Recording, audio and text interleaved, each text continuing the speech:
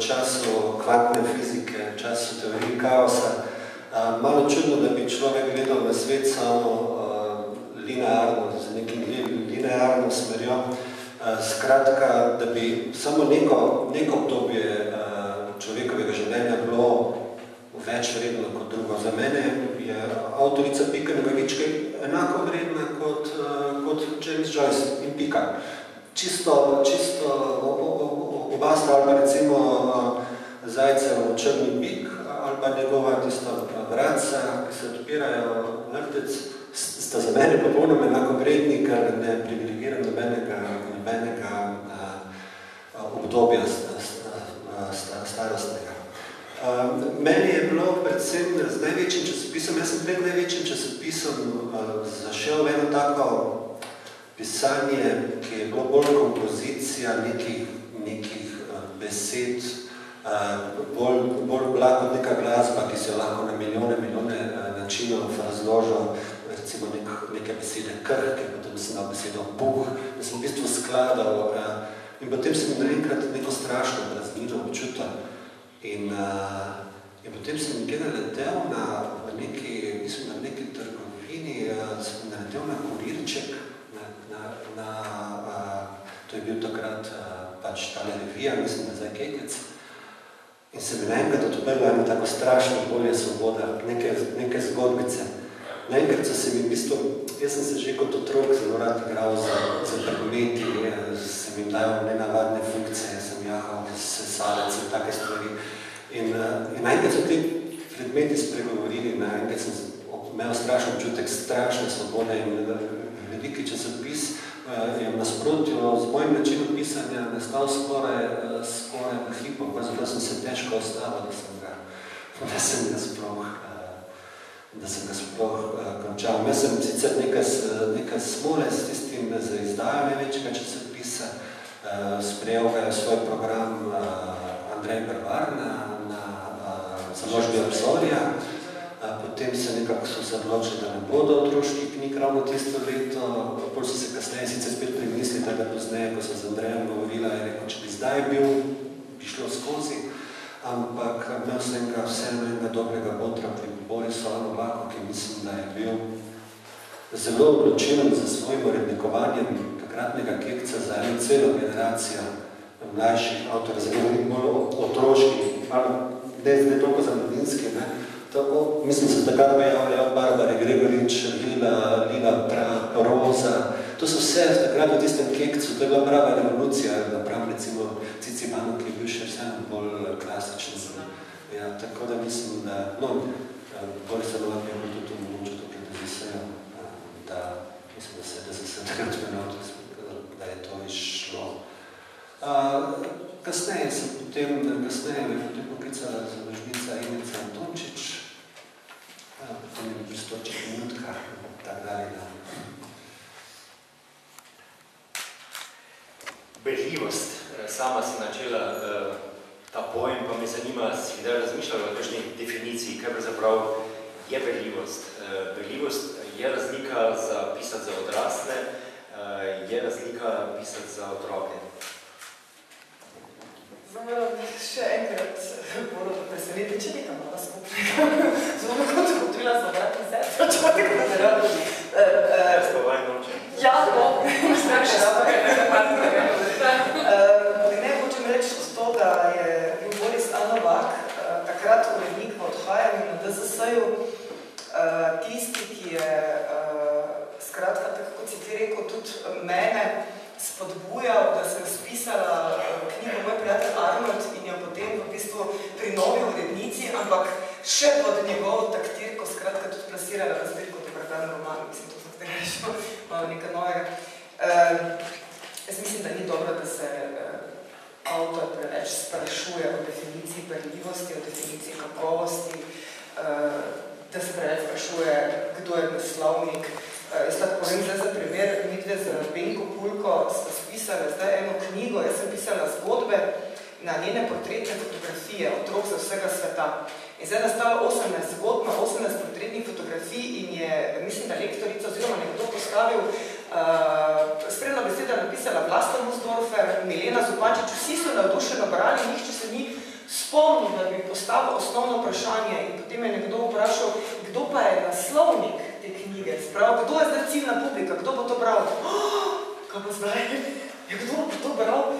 Ja, vem, da ti povej, ja, vem, kaj pravi. Ja, ti povej, ja, ne vem, kdo bo to zdaj bral. Ja, upam, da vsi. Mislim, in hočem reči, zdaj, ali je definicija berljivosti pravzaprav ena sama, ali ima vsak bralec svojo, ali ima vsak avtor svojo, ali se je popolnoma nepomembno. Običajno se zgodi to, kar se je zgodilo meni, da takrat, ko sem pisala večinoma B-produkcijo, če bi ste pa rekel, po naročilu, mogoče literaturo, kjer nisem teh lingvističnih eksperimentov pač nekje se lotevala do te mere, ko se jih danes, sem bila mnogo bolj pravna, kot sem recimo danes. Meni je v bistvu izposoja v knjižnicah pravzaprav padla za 100%, ampak to je nekaj, na kar sem jaz ponosna. Se pravi, da smo tukaj že pravzaprav pri definiciji, torej berljivost in kakovost, pa le ne gresta vse z roko v roki.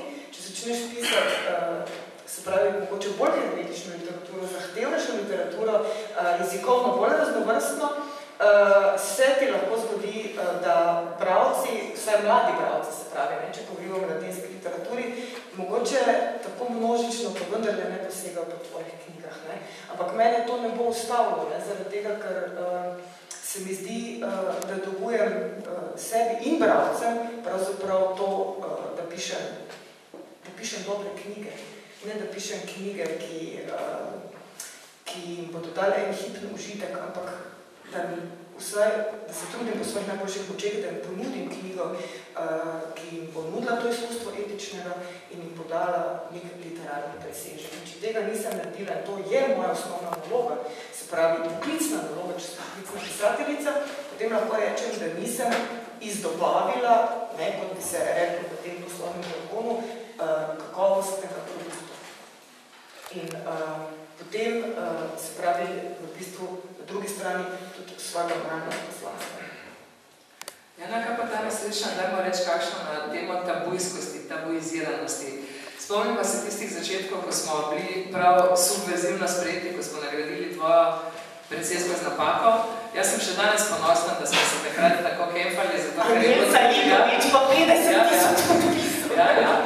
No, v glavnem, ampak dajmo, spomnimo se tistih let, spomnimo se potem krepko za tabo Magnifikovega čefurja, ki ga imam zelo rada, ampak vendarle so tisti čefurji v mainstream stopli in v pop, kvalitetni pop, stopli krepko za tabo. Spomnim se, da so te takrat večinoma dežurni literarni kritiki, opazovalci scene, so ti v bistvu te tabuje očitali, češ da ti s tem se skušaš, prikupiti oziroma, biti za vsako ceno drugačna, aktualna in skratka, da so ti to takrat zelo očitali. Na drugi strani smo te mi nagradili, ampak vse skupaj, če pogledava danes, je vendarle čas pokazal, kdo je imel takrat prav.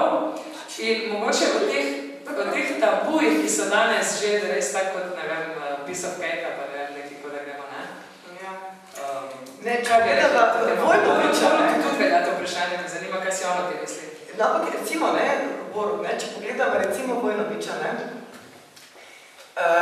ni zanimivo, da se v bistvu 10 let pred njim pravzaprav pisalo o istih, o enakih rečeh, pa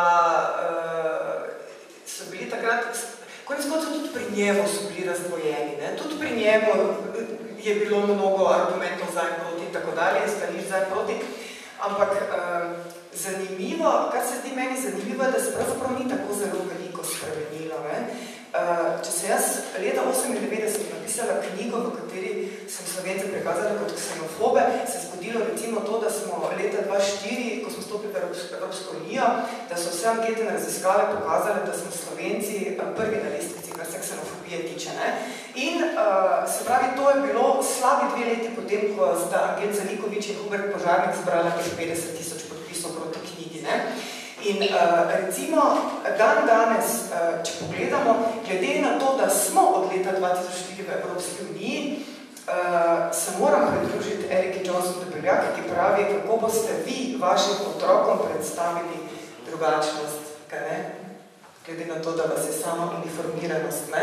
In se pravi, se spet ni zgodilo nič, se pravi, se je spet izkazalo, da sem takrat pred davnega 98. leta, ko sem pisala to knjigo, da sem v bistvu imela prav. Ne? In cel kup je recimo prav v tej princeski, recimo enih takih tez, ne? Ki jih takrat jaz sem nekako intuitivno, ne prav nekim researchem, oziroma ne bih mogoče znala takrat tako dobro argumentirati kot danes, ampak vse je bilo res. Kako pa je s tvojimi tabuiziranimi temami v tvoji literaturi? Moje tabuizirane teme v literaturi za mlade niso na ta način kot pri Jani, čeprav sem jaz to Janjo skozi podpiram, je krasno, da je odprla teme, ki se jih drugi niso upali, jaz pač ne pišem na ta način. Ampak, če bi pa pogledal, kaj jaz vem, recimo, pri kakšnih mojih pravljicah so pa stvari mogoče malo zamaskirane, ampak se vseeno, kaj jaz vem, lahko govorim o drugačnosti, če pišem pravljico o punčki, ki se zjutraj zbudi in ima na mesto las travnik. Ali pa v nekem prikritem oporu, če fant, ki praznuje resen dan, ga hoče praznovati po svoje, odpihne starše za torto bred. Tako da v bistvu to so eni bolj zakriti. Pač moj način pisanja enostavno ni tak.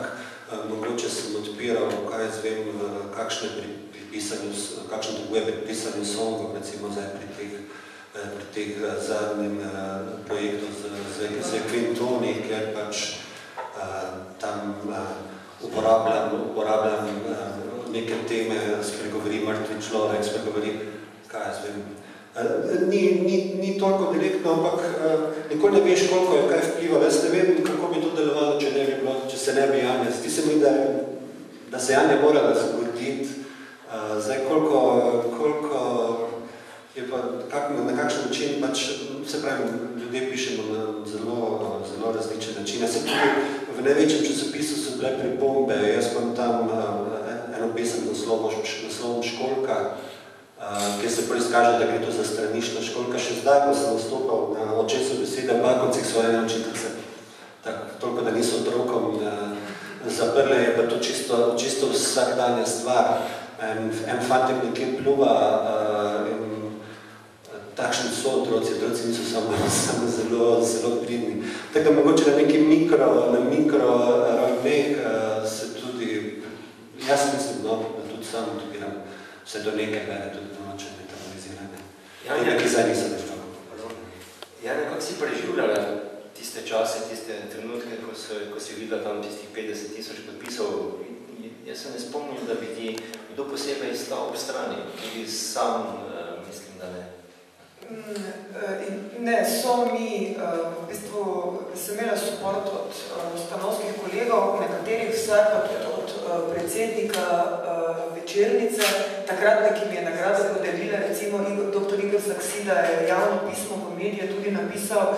In potem s časoma se je zgodilo tudi to, da tisti starši, ki niso bili zavedeni, ker večina jih podpisovala, ne da bi vedela, kaj podpisuje, kakšno peticijo, je potem, ko so knjige prebrali, se pravi, mislim tudi tako zvani tisti, ki izhajajo pač iz krščanskih družin, recimo so potem v teh revijah, nekateri so me prav pošiljali, recimo, pisma, izrezovali časopisov, kjer so pač bralci svoje stališče o tej knjigi opisovali in svoje občutke. In moram reči, da so mnogi, ker jaz mislim, da človeka mora gnati ljubezen do sočloveka in odgovornost do drugega in do družbe in mnogi so to prepoznali in so to knjigo odlično sprejeli, recimo, Bralci, mladi bralci pa s to knjigo itak nikoli niso bili nobenih težav.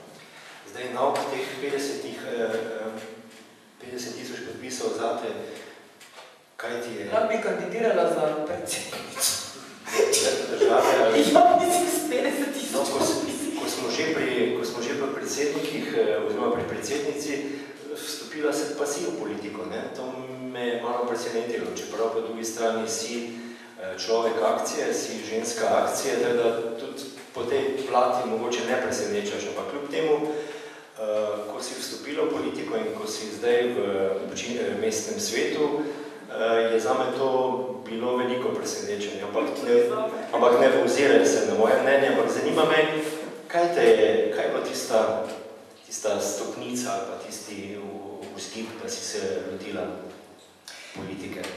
Ja, mislim, jaz v bistvu ravno ta tabojska literatura tudi to dokazuje, potem ustanavljanje sekcije, pa ustanavljanje nagrade desetnice, pa to, da sem jaz v bistvu nekako družbena aktivistka pravzaprav, ne, to v bistvu zelo deklarirana, ne, in ker se pač borim proti raznim anomalijam v tej družbi na vse možne načine, sem jaz leta 2008, ko se je pač izoblikovala ena stranka Zares, no, ki je zdaj žal v bistvu bolj vegetira, oziroma je praktično ni na političnem parketu, sem jaz takrat vstopila v politiko, pač so me povabili zraven, zato ker je imela ta stranka res odličen program, stališča, ki so se popolnoma poklopila z mojim svetovnim nazorem. Jaz sem pač verjela in še danes verjamem v ta program in v ta stališča, zato ker so izredno etično in humano naravnana. Zdaj, vse stvari, ki so se potem dogajale, to je dolga zgodba, ne. Lahko pa samo rečem, da sem v tem mestnem svetu pa končala res po naključju, ko sem v bistvu nadomestna članica namesto našega Daniela Rebolja, ki je potem postal rektor in pač jaz lahko rečem, da v bistvu vsak človek moral si izkusiti ta mestni svet, ker to je ena prav posebna zgodba. In verjemite mi, jaz sem nekaj časa celo pozivala, ker veste, da so pa Mariboru razne civilne iniciative, ki si prizadevajo za živali, za ljudi, za otroke, za drevesa. Mislim, skratka, cel kup jih je in tudi nam svetnikom pišejo. In jaz sem zmeraj vsakega pozvala, naj se nam pridruži na seji. Seje mestnega sveta so odprte, občani lahko pridejo, lahko vidijo in slišijo na lastne oči, mislim, kaj se dogaja, kako seja poteka. Ampak potem se nihče ne odzove, ne? In si jaz pravim, potem v bistvu, jaz sem nehala verjeti v to neko skupno dobro, jaz sem nehala verjeti, da Mariborčane, Maribor zanima. Zato, ker ko sediš v mestnem svetu, zgubiš ta občutek, ne? Ti si prizadevaš za njih, ampak tako kot se je letos pomladi izkazalo, se ugotovila, da sem jaz v bistvu absolutno preveč naivna za politiko, za te igrice, ki se ves čas dogajajo. Jaz povem neposredno in tam na mestnem svetu so vsi total penasti, mislim, da vsi stojijo po konci zaradi nekaterih mojih izjav in lahko povem pa samo to, vem, da so mnogi kritični do našega župana. Povem, da je resnica, vsaj tako kot jo jaz vidim, malo drugačna, odkar sem ni po mestnem svetu, bi rekla, da ni naš župan tisti, ki mu mnogi očitajo, da je ne vem kakšno zlo, so nekateri člani mestnega sveta, ki tam noter sedijo. Pa